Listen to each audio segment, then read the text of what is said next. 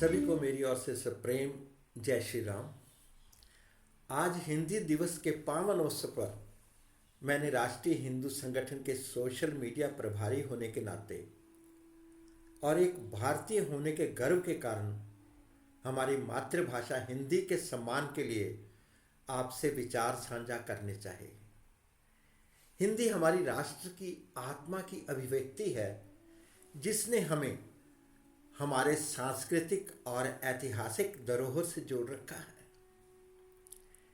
हिंदी दिवस साल में 2 बार मनाया जाता है। राष्ट्रीय दिवस 14 सितंबर को और विश्व हिंदी दिवस 10 जनवरी को। राष्ट्रीय हिंदी दिवस भारत की राजभाषा के रूप में हिंदी की मान्यता का उत्सव है। आज विश्व हिंदी दिवस है और इसके लिए सभी को बधाई और शुभकामनाएं। भारत एक ऐसी भूमि है जहां अनेकता में एकता का अनूठा सौंदर्य देखने को मिलता है। यह विविधता के रंगों में रंगी हुई संस्कृति, परंपराएं और भाषाएं हमें एक सूत्र में पिरोती हैं। कहीं कोई जय श्री राम कहता है और कोई सतनाम वाहेगुरु, कोई जय श्री कृष्णा, कोई जय जगन्नाथ आदि। भारतीय सभ्यता किसी पर कुछ थोपने पर विश्वास नहीं रखती। इस विविधता में हिंदी का स्थान महत्वपूर्ण है, क्योंकि ये भाषा हमारे राष्ट्र की, हमारी आत्मा और संस्कृति की अभिव्यक्ति है। हिंदी केवल एक भाषा नहीं है, बल्कि ये भारतीयता का प्रतीक भी है।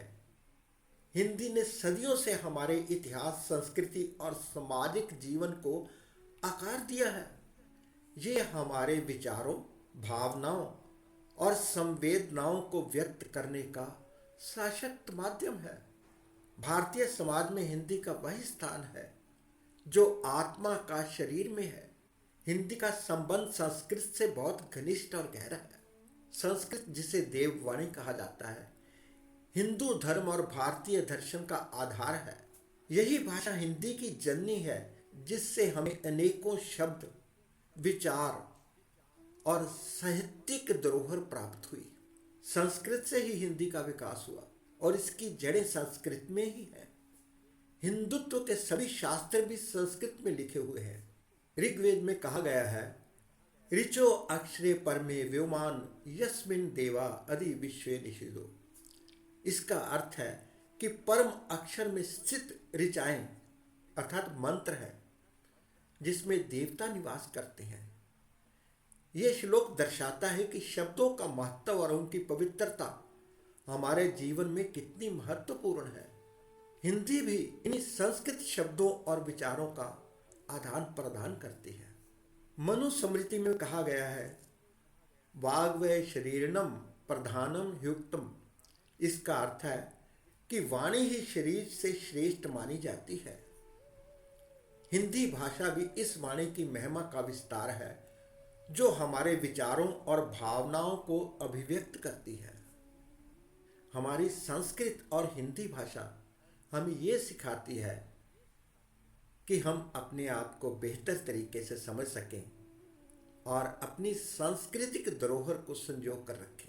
हिंदी के साहित्य में भी अनेक महान कवियों और लेखकों ने अपने विचार व्यक्त किए हैं। श्री रामचरितमानस में गोस्वामी तुलसीदास जी ने लिखा है, विविध वचन सुनी उपज न संदेहा। इसका अर्थ है कि विभिन्न शब्दों और भाषाओं के माध्यम से ही संदेह को दूर किया जा सकता है। यही कारण है कि हिंदी भाषा ने सदैव हमारे समाज में संवाद और समझ को प्रोत्साहित किया है। हम सभी का ये कर्तव्य है कि हम हिंदी भाषा का संरक्षण और संवर्धन करें।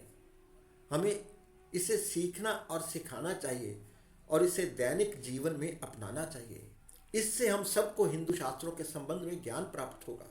मनुस्मृति में भी कहा गया है, सत्यम बुरायते प्रियमम बुरायते। इसका अर्थ है कि सत्य बोलो, प्रिय बोलो। हिंदी भाषा में भी वही शक्ति है जो हमारे विचारों को सरल और सौम्य रूप से प्रस्तुत कर सके। आइए हम सभी मिलकर हिंदी भाषा को एक नई ऊंचाई पर ले जाएं और इससे सम्मान और गौरव प्रदान करें। आज आपको विश्व हिंदी दिवस की एक बार से फिर से शुभकामनाएं। जय श्री राम। जय राष्ट्रीय हिंदू संगठन।